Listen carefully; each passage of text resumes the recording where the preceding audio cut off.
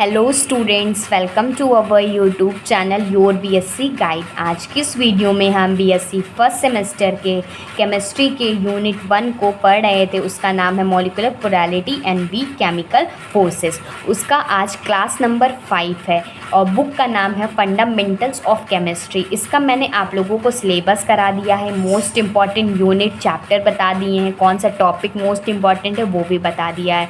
और इसके पहले की 4 क्लासेस हो चुकी हैं। अगर आपने नहीं देखा है तो प्लेलिस्ट वाला सेक्शन ओपन कीजिएगा, आप लोगों को बीएससी फर्स्ट सेमेस्टर केमिस्ट्री की प्लेलिस्ट मिल जाएगी। तो उसमें सीरीज़ से पूरा एकदम स्टार्टिंग से वीडियो देखिएगा ताकि आप लोगों को स्टार्टिंग से पूरा समझ में आए मैं आप लोगों को क्या क्या पढ़ाने वाली हूँ, कैसे समझाने वाली हूँ, कैसे लेक्चर्स आएंगे और कैसे इंपॉर्टेंट क्वेश्चन प्रोवाइड करूँगी, कब प्रोवाइड करूँगी, पेपर कब प्रोवाइड करूँगी। सब कुछ आप स्टार्टिंग से देखते हैं तो आप लोगों को अच्छे से समझ में आ जाएगा। मेरे चैनल पे आप लोगों को फ़िज़िक्स, केमिस्ट्री, मैथमेटिक्स, इंग्लिश और कंप्यूटर साइंस के भी लेक्चर्स मिल जाएंगे। इसको डिटेल में पढ़ा के most important question with answer और पेपर एनालिसिस भी आप लोगों को प्रोवाइड करूँगी। ठीक, तो अगर आप नए हैं तो चैनल को ज़रूर सब्सक्राइब कर लीजिएगा, क्योंकि ऐसे ही मैं आप लोगों को पूरा डिटेल में पढ़ाती हूँ, पूरी गाइडेंस दूँगी स्टार्टिंग से लेकर के एंड तक। और फर्स्ट सेमेस्टर वाले बच्चे बहुत सारे डाउट्स रहते हैं, तो किसी भी तरह का आपका कोई भी डाउट है तो पूछ सकते हैं कमेंट सेक्शन में।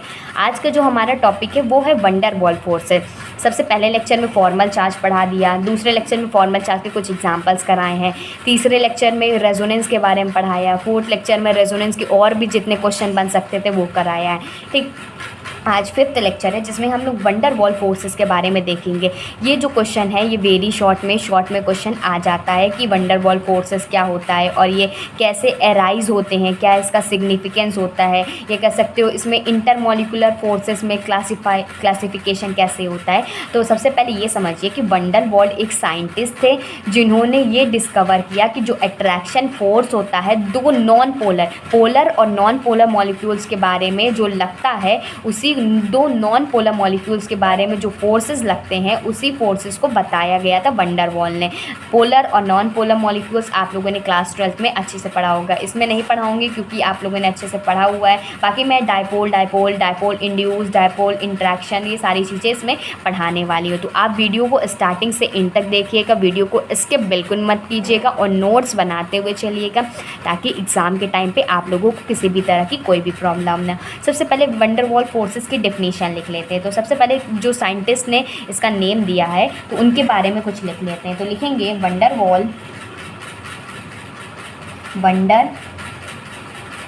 Wall observed that the attraction force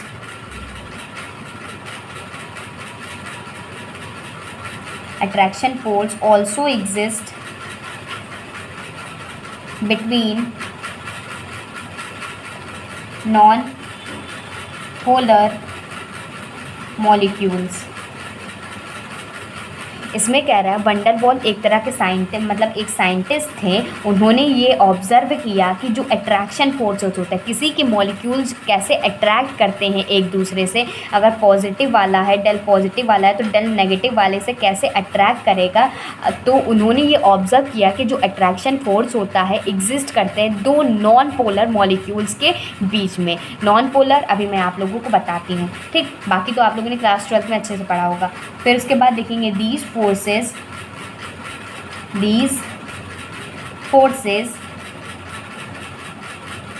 attract their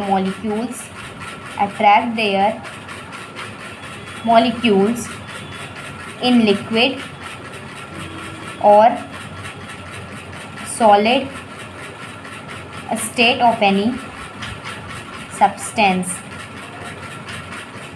इसमें कह रहा है ये जो फोर्सेस लगते थे, जो अट्रैक्शन फोर्सेस लगते थे, वो मॉलिक्यूल्स को अट्रैक्ट करते थे इन लिक्विड और solid state of any substance. मतलब लिक्विड स्टेट में भी अट्रैक्ट करते थे और सॉलिड स्टेट में भी किसी भी सब्सटेंस का अट्रैक्ट करते थे। तो इतना समझ में आया, वंडर वॉल एक साइंटिस्ट थे जिन्होंने ऑब्जर्व किया कि नॉन पोलर मॉलिक्यूल्स के बीच में भी अट्रैक्शन फोर्स एग्जिस्ट करते हैं और ये जो फोर्सेस होते हैं मॉलिक्यूल्स को अट्रैक्ट करते हैं लिक्विड स्टेट में भी और सॉलिड स्टेट में भी। आप लोगों को इंग्लिश में भी समझा देती हूँ, हिंदी में भी समझा देती हूँ ताकि आप लोगों को किसी भी तरह की कोई भी प्रॉब्लम ना हो। अब इसमें नेक्स्ट पॉइंट लिखेंगे जो इसकी मेन डेफिनेशन है। तो लिखेंगे it is a weak force it is a weak force, ये बहुत ही कमज़ोर फोर्स होता है। ठीक, तो लिखेंगे आगे van der Waals force, van der Waals force are short lived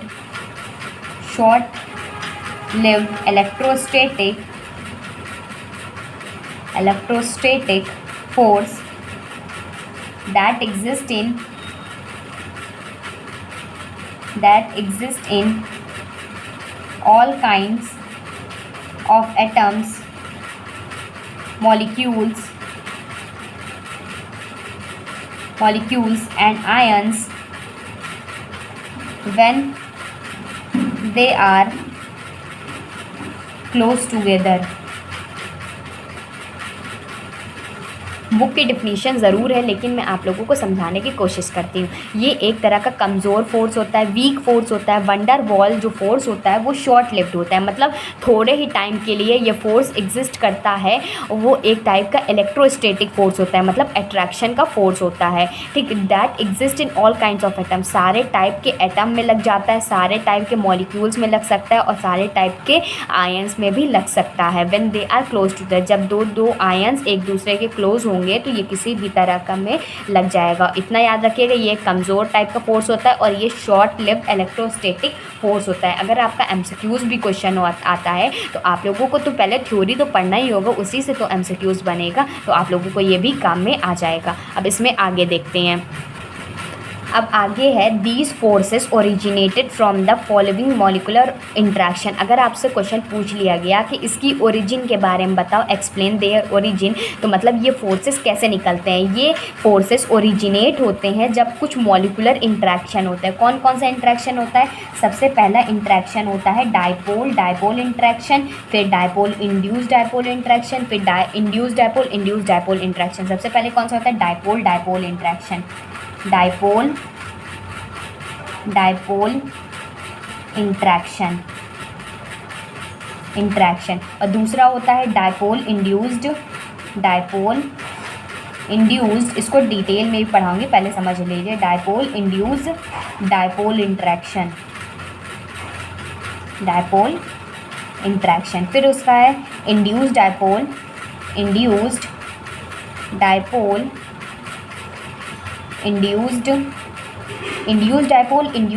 interaction, मतलब दो बार इंड्यूस्ड डाइपोल है, induced dipole interaction.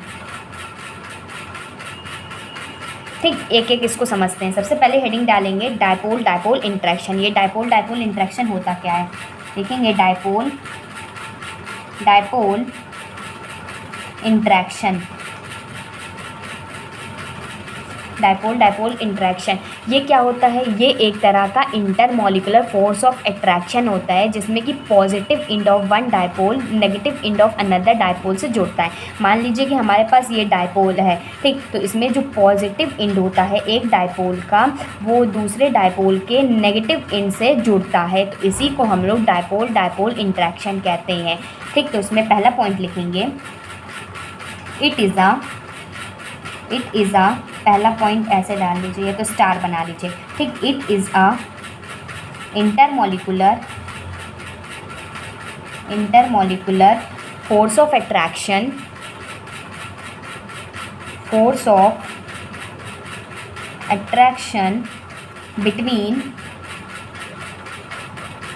between the positive end of one dipole and negative end of another dipole समझिए। डाइपोल मतलब एक तरह का होता है, एटम टाइप का होता है, उसमें पॉजिटिव और नेगेटिव दोनों प्रेजेंट होता है। तो इसमें क्या रहा है, ये एक टाइप का इंटरमॉलिकुलर फोर्स ऑफ अट्रैक्शन है, जिसमें जो पॉजिटिव एंड होता है एक तरफ का डाइपोल का, वो negative end of another dipole से इंटरैक्ट करता है, तब जा कर के हमारा डाइपोल और डाइपोल इंट्रैक्शन बनाता है। क्योंकि देखिए इसमें भी डाइपोल की बात हो रही, positive end of one dipole, इसमें भी डाइपोल है जो पॉजिटिव एंड है, और negative end of another dipole, इसमें डबल डाइपोल की बात हो रही है। तो वही चीज़ कह रहा है कि अगर डबल डाइपोल की बात होती है तो डाइपोल इंट्रैक्शन कहलाता है। इसमें नेक्स्ट पॉइंट लिखेंगे the magnitude of this type of interaction the magnitude of this type of interaction depends upon dipole moment. मतलब ये जो इंट्रैक्शन होगा, जिस टाइप का इंट्रैक्शन होगा वो डायपोल मोमेंट पे डिपेंड होगा। अगर ग्रेटर होगा डायपोल मोमेंट तो हमारा इंट्रैक्शन भी ज़्यादा होगा। तो लिखेंगे greater is the dipole moment, greater will be the intermolecular force of attraction, intermolecular force of attraction। तो इतना समझ में आया। डायपोल इंट्रैक्शन क्या होता है? ये एक तरह का इंटरमोलिकुलर फोर्स ऑफ अट्रैक्शन होता है जिसमें पॉजिटिव एंड एक डायपोल का और दूसरा डायपोल का नेगेटिव एंड जुड़ता है, ठीक। और जो मैग्नीट्यूड होता है इस टाइप का इंट्रैक्शन का वो होता है डिपेंड करता है डायपोल मोमेंट का। अगर हमारा डायपोल मोमेंट ज़्यादा होता है तो इंटरमोलिकुलर फोर्स ऑफ अट्रैक्शन भी ज़्यादा होगा। अब इसका एग्जाम्पल देख लेते हैं। एग्जाम्पल क्या हुआ इसका? H2O हो गया, HF हो गया, HCl हो गया। इस तरीके से कुछ एग्जाम्पल्स हो गए। इसमें क्या होता है देखिए, HF का देख लीजिए, H और F ये क्या होता है? पार्शियली पॉजिटिव होता है। ये क्या होता है? पार्शियली नेगेटिव होता है। जब पॉजिटिव और नेगेटिव मिलता है एक एक डायपोल का तो ये लोग इंट्रैक्शन बनाते हैं, एक तरह का बॉन्ड का फॉर्मेशन करते हैं, ठीक। इसमें एक पॉइंट और इम्पॉर्टेंट है, जो एक पॉइंट लिख लीजिएगा। जो इंट्रैक्शन एनर्जी होती है स्टेशनरी में, पोलर मॉलिक्यूल्स जब स्टेशनरी होते हैं तब उसकी इंट्रैक्शन एनर्जी जो होती है, interaction energy inversely proportional to the 1/r³ होता है। इसमें लिखेंगे polar molecules are in stationary. जब रुके हुए मॉलिक्यूल्स होते हैं तो इसमें जो इंटरेक्ट करने वाली जो एनर्जी होती है वो इन्वर्सली प्रोपोर्शनल होती है r³ का। r क्या होता है? उसका साइज़ होता है। जब ये स्टेशनरी होती है तब ये क्या होता है? और एक पॉइंट लिख लीजिएगा, इन रोटेशन में क्या होता है? इन रोटेशन मतलब polar molecule are in rotation होता है तो जो इंट्रैक्शन एनर्जी होती है वो इन्वर्सली प्रोपोर्शनल होती है r⁻⁶ में। ये 2 पॉइंट याद रखिएगा क्योंकि कभी कभी MCQs में भी पूछ लिया करता है और आप लोगों को इसमें लिखने के भी काम आएगा कि अगर पोलर मॉलिक्यूल स्टेशनरी होते हैं, मतलब ये जो पोलर मॉलिक्यूल्स की तो बात हो रही है, तो जब ये स्टेशनरी होते हैं तो इसकी इंट्रैक्शन एनर्जी इन्वर्सली प्रोपोर्शनल होती r³ के। जब रोटेशन में होती है तो इसकी इंट्रैक्शन एनर्जी r⁻⁶ होती है। अब इसमें आगे देखते हैं। अब जो सेकेंड है वो है डायपोल इंड्यूस्ड डायपोल इंट्रैक्शन। दूसरा है डायपोल इंड्यूस्ड डायपोल इंट्रैक्शन। इसमें क्या होता है? इसमें होता है कि ये एक तरह का इंटरमॉलिकुलर फोर्स ऑफ अट्रैक्शन होता है जो कि एक पोलर मॉलिक्यूल और एक नॉन पोलर मॉलिक्यूल। डायपोल का मतलब होता है एक पोलर मॉलिक्यूल और इंड्यूस्ड डायपोल का मतलब होता है एक नॉन पोलर मॉलिक्यूल। जब एक पोलर और एक नॉन पोलर मॉलिक्यूल के बीच में इंट्रैक्शन होता है उसी को हम लोग डायपोल इंड्यूस्ड इंट्रैक्शन कहते हैं। तो इसमें लिखेंगे it is the intermolecular force of attraction, intermolecular force of attraction in which one polar and one non-polar molecules interact with each other,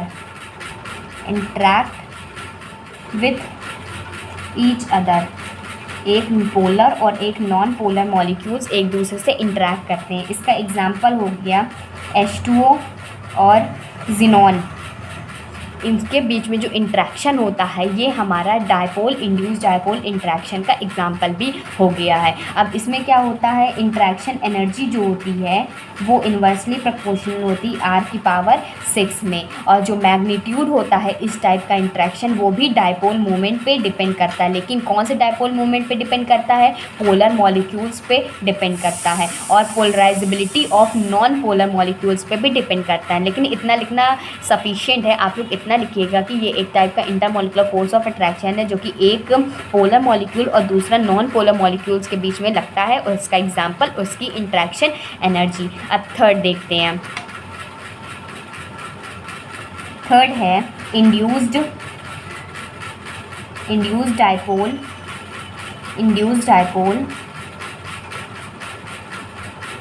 interaction.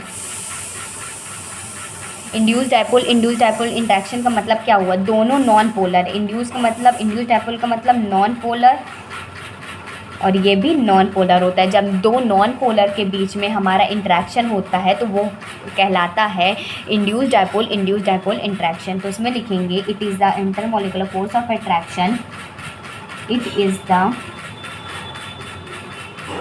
Intermolecular force of attraction between two non polar molecules. जब दो non polar molecules के बीच में लगता है तो उसी को हम लोग इंड्यूस्ड डायपोल इंट्रैक्शन भी कहते हैं। इसका एग्जांपल देख लीजिए, जैसे कि दो H2O हो गया, Cl2 हो गया, O2 हो गया, N2 हो गया, तो ये अलग अलग टाइप के दो नॉन पोलर मॉलिक्यूल्स हैं, मतलब एक H ये हो गया, एक H ये हो गया। इन टाइप के जो इंट्रैक्शन होंगे वो हमारा नॉन पोलर मॉलिक्यूल्स होता है, और इस टाइप का इंट्रैक्शन इंड्यूस्ड डायपोल इंट्रैक्शन कहलाता है। और इसकी जो इंट्रैक्शन एनर्जी होगी वो डायरेक्टली प्रोपोर्शनल टू r⁻⁶ होगी। इंट्रैक्शन एनर्जी ज़रूर याद रखिएगा, ठीक। अब दो और टाइप के इंट्रैक्शंस होते हैं जो कि वंडर वाल फोर्स के अंदर ही आते हैं, इंटरमॉलिक्यूलर फोर्स के अंदर ही आते हैं, उसको देख लेते हैं। इतना तो आप लोग इसके अंदर लिख लीजिएगा, वंडर वाल फोर्स लिख लीजिएगा, फिर इस फोर्स कहाँ से ओरिजिनेट हुए हैं, तो 3 मोस्ट इम्पॉर्टेंट है। फिर इसके अंदर दो और अलग अलग टाइप के आते हैं, तो उसको इस पेज में लिख लीजिए। तो लिखेंगे another type of intermolecular attraction. Another type of intermolecular attraction, दो अलग अलग टाइप के होते हैं। कौन कौन से होते हैं, पहला होता है आयन डायपोल इंट्रैक्शन। एक आयन और एक पोलर मॉलिक्यूल का इंट्रैक्शन। और दूसरा होता है आयन इंड्यूस्ड डायपोल इंट्रैक्शन। देखिए, इसमें एक आयन होगा, एक पोलर मॉलिक्यूल के बीच में जो इंट्रैक्शन होता है उसको कहते हैं आयन डायपोल इंट्रैक्शन, और एक आयन और एक नॉन पोलर के बीच में जो इंट्रैक्शन होगा उसको कहते हैं आयन इंड्यूस इंट्रैक्शन। तो इसमें लिखिएगा, इसमें पहला पॉइंट या पहला ही कह सकते हैं, it is the intermolecular force of attraction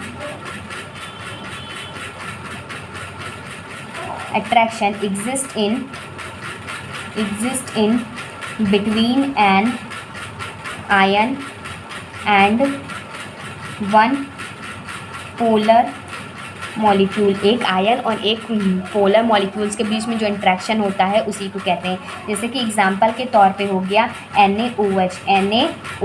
इसका एग्जांपल जैसे कि ये Na के ऊपर डेल पॉजिटिव चार्ज होता है और ऑक्सीजन ऐसे होता है H2O, ठीक। तो इसमें से H2O में से ये जो होता है नेगेटिव होता है, तो इस टाइप में NaO होता है। तो इस टाइप का जो इंट्रैक्शन होता है वो आयन डायपोल इंट्रैक्शन होता है, और इसकी जो इंट्रैक्शन एनर्जी है वो 1/r² होती है, ठीक, इन्वर्सली प्रोपोर्शनल टू r²। और आयन इंड्यूस्ड डायपोल इंट्रैक्शन क्या होता है, तो इसमें लिखेंगे between an ion and one non polar molecule. इसमें लिख लीजिएगा, it is the intermolecular force of attraction exist in between an ion and one non polar interaction. ठीक, इसका एग्जाम्पल क्या हो गया, इसका एग्जाम्पल हो गया Fe2 पॉजिटिव, ये हो जाएगा Fe2 पॉजिटिव, और जो इंट्रैक्शन होता है O डबल बॉन्ड O का। ठीक, ये नेगेटिव होता है, ये भी नेगेटिव होता है, तो इसका ये एग्जाम्पल हो गया। ठीक, और अब ओवरऑल देखते हैं हमने कितना पढ़ा है। अब इसका देखते हैं ऑर्डर ऑफ मॉलिकुलर इंट्रैक्शन, कौन सा ज़्यादा ऑर्डर टिकाऊ होता है, मतलब कौन सा सबसे ज़्यादा होता है। ऑर्डर ऑफ मॉलिकुलर इंट्रैक्शन, क्या जो मॉलिकुलर इंट्रैक्शन अभी हमने 5 टाइप के देखे, डायपोल, डायपोल, इंड्यूस, डायपोल। अब इसमें देखें कौन सबसे ज़्यादा स्ट्रॉन्ग होता है। तो सबसे ज़्यादा जो स्ट्रॉन्ग होता है वो होता है आयन डायपोल, आयन डायपोल। फिर उसके बाद डायपोल, डायपोल स्ट्रॉन्ग होता है, डायपोल, डायपोल। फिर कौन सा स्ट्रॉन्ग होता है, आयन इंड्यूस्ड, आयन इंड्यूस्ड। फिर उसके बाद डायपोल इंड्यूस्ड, डायपोल इंड्यूस्ड। फिर उसके बाद कौन सा होता है, फिर उसके बाद होता है induced dipole, induced dipole, induced dipole. ये इसका ऑर्डर होगी। सबसे ज़्यादा स्ट्रॉन्ग होता है आयन डायपोल, फिर dipole dipole, ion induce, dipole induce, फिर उसके बाद इंड्यूस डायपोल, इंड्यूस डायपोल। तो ये हो गया है कंप्लीट वंडर वॉल फोर्सेस। एक ही वीडियो में मैंने आप लोगों को पूरा डिटेल में अच्छे से पढ़ा दिया, समझा दिया, वीडियो ज़्यादा लंबी ना हो। अब आगे के टॉपिक जो होंगे काफ़ी ज़्यादा इंपॉर्टेंट होने वाले हैं। इसके बाद मैं आप लोगों को कुछ परसेंटेज आयनिक कैरेक्टर के बारे में बताने वाली हूँ, उससे जो न्यूमेरिकल बनते हैं उसको भी कुछ सॉल्व कराऊंगी। तो नेक्स्ट क्लास बहुत ही ज़्यादा इंपॉर्टेंट होने वाली है। वीडियो अच्छा लगता है, दिल से अच्छा लगता है तो वीडियो को लाइक कीजिएगा, ज़्यादा से ज़्यादा शेयर कीजिएगा, और कोई भी डाउट होता है तो कमेंट करके पूछ भी लिया करिए। ठीक, good bye and stay safe.